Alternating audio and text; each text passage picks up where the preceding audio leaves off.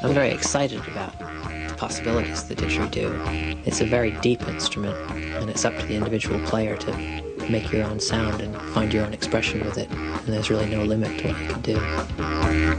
Dr. Didge as a group was formed in 1992 with myself and Ian Campbell playing drums. And then last year we met Mark Revel, the guitarist, and that completed the lineup. We've never done any recording in London. I've only ever worked up here in Warwickshire, in the Dungeon Studio. And I did my first album here because it's local to Oxford. And Richard's become very good at working with the didgeridoo.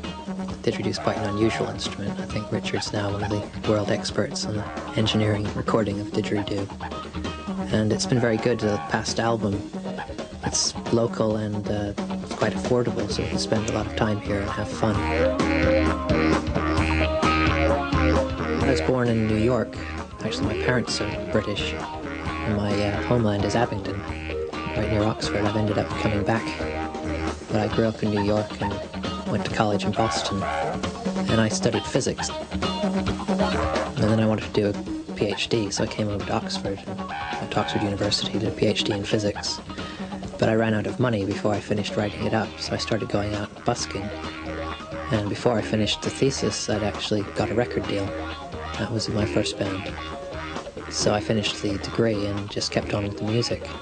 And I'm much happier doing this. It's a lot more satisfying. I picked up the didgeridoo when I was studying in Boston.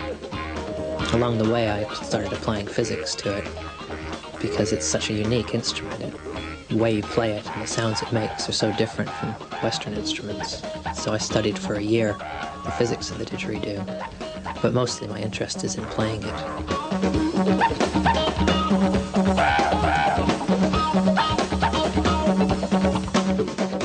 Didgeridoo is really quite exhausting to play.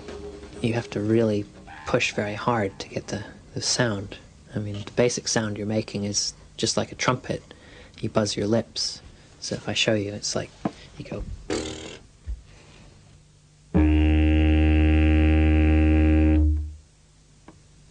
But then you push it really hard, so you get a nasty sound, like, and then you start changing the shape of your mouth and go, and you mold the tone of it, almost like a wah-wah pedal. It gives you this sort of sound.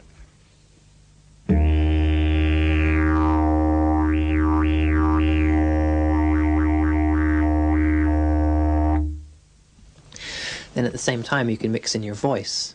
So if I hum, or if I scream, ow, while I'm playing with my lips, you get these sounds.